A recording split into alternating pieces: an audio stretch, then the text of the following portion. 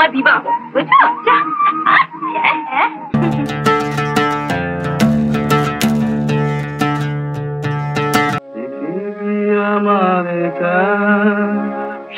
কেউ তোমাকে চায়? পৃথিবী আমার, পৃথিবী আমার চায়।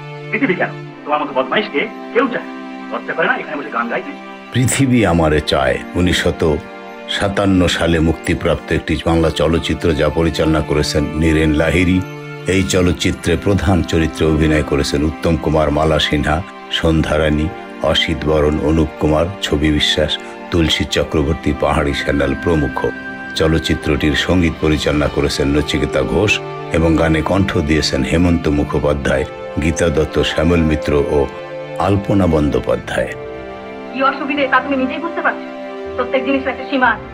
যে মেয়েকে নিয়ে মাতামাতি করে যে রুচিজ্ঞানের পরিচয় দিয়েছো, তাতে ভদ্র সমাজের মুখ দেখিও না, তলায় দড়ি দিয়ে ডুবে মত। তা না মারা যাবে, কিন্তু ঝিয়ের মেয়ের সঙ্গে মাতামাতি করেছে কে? আমি? বাদের কাছে অতখানি সাধু সাজবার চেষ্টা করো না তুমি। তোমার জারি জুরি সব সাদা পড়ে গেছে। নির্লজ্জ বেহায়া কোথাকার। কাহিনীর সংক্ষেপ। চলচ্চিত্রটির কেন্দ্রীয় চরিত্র তপন একজন সংগ্রামী যুবক, যিনি জীবনের নানা প্রতিকূলতার মুখোমুখি হন। তার জীবনে প্রেম, সংগ্রাম ও আত্মত্যাগের নানা অধ্যায় উঠে আসে। চলচ্চিত্রটি সমাজের বাস্তবতা, মানবিক সম্পর্ক এবং আত্মপরিচয়ের সন্ধানকে কেন্দ্র করে নির্মিত। আপনার মামাতো বোন সুনন্দাকে যেদিন আমি বিয়ে করতে রাজি হইনি, সেই দিনই জানতাম এবারে আমাকে ছাড়তেই হবে। তাই এরকম একটা নোংরামি না করে আমাকে শীতে বলতে পারতাম, চলে যেতাম। সৎ মায়ের ঘর থেকে একা বেরিয়ে আসা তপন অর্থাৎ উত্তম কুমার চলচ্চিত্রের প্রধান চরিত্র, যিনি জীবনের নানা চ্যালেঞ্জের মুখোমুখি হন। বলি, খুশি হয়েছে তো?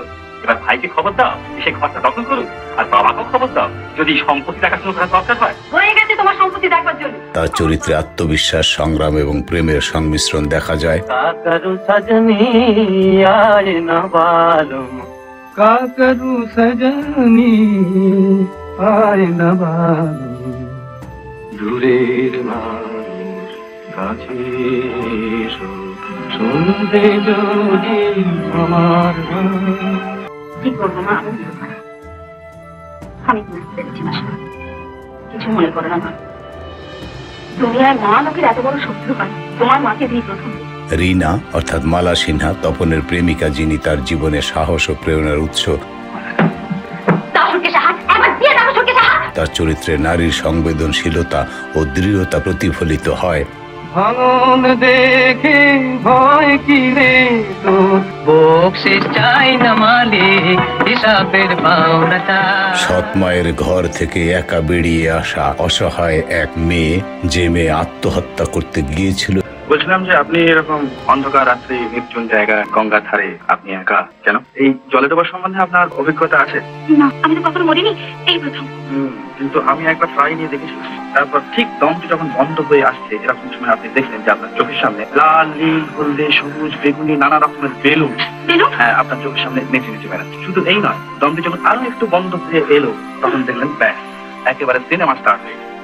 হ্যাঁ, মানে যা করেছি, যা খেয়েছি, যা হেসেছি, যা গেয়েছি, ঠাকুরদা, ঠাকুমা, বাবা, মা, ভাই, মাস্টারমশাই, এই জলের তলায় ফুটফুটে অন্ধকার, অন্ধকারে ঠান্ডাটা আপনার লাগছে। তারপর ধরুন একের পর এক মাছ এসে আপনার পায়ের তলায় শুশুড়ি দিয়ে চলে যাচ্ছে, শুয়ার এক জ্বালা।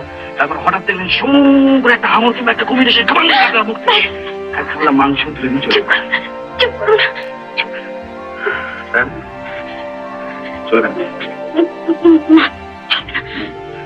তাহলে যদি অভয় দেন। আর একটা কথা বলি, তার মানে যে দমটা বন্ধ করে আপনি জলের মধ্যে ডুবতে চাইছিলেন, সেই দমটাকে ধরে ডাঙায় ঘোরাফেরা করে একটু চাকরি কিংবা একটু কাজ করার চেষ্টা, এবং সেখান থেকে তপন অর্থাৎ উত্তম কুমার তাকে উদ্ধার করে একটি পরিত্যক্ত বাড়িতে আশ্রয় নেয়। পৃথিবীতে বোকা লোকের অভাব আছে না? চায়ের দোকানে কেমন ভরকে দিলাম না?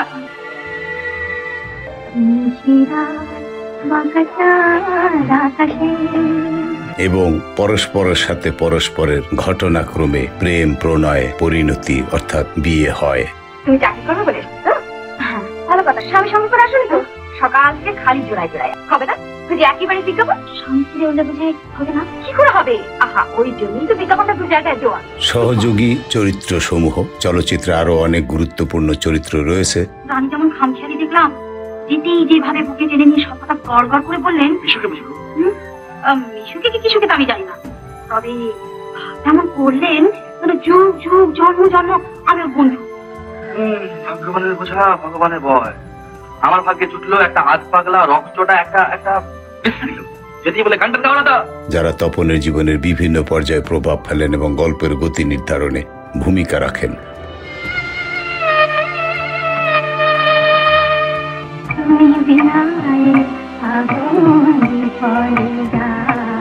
সঙ্গীত ও প্রভাব। চলচ্চিত্রটির সঙ্গীত পরিচালনা করেছেন নচিকেতা ঘোষ।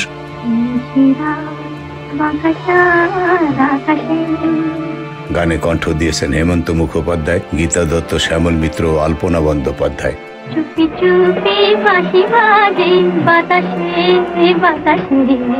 গানগুলো চলচ্চিত্রের আবেগ ও মেজাজকে গভীরভাবে প্রতিফলিত করে।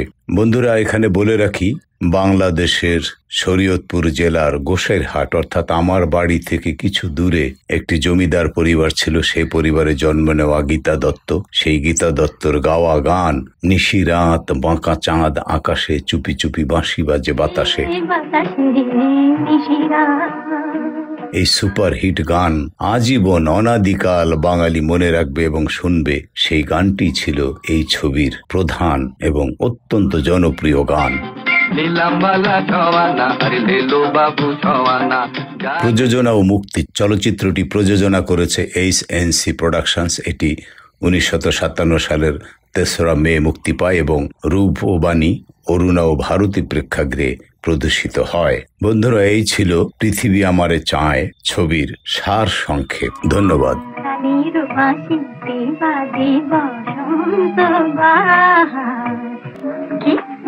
হ্যাঁ, বিবাহ, তোমার বিবাহ, বুঝছো? অঙ্গেশ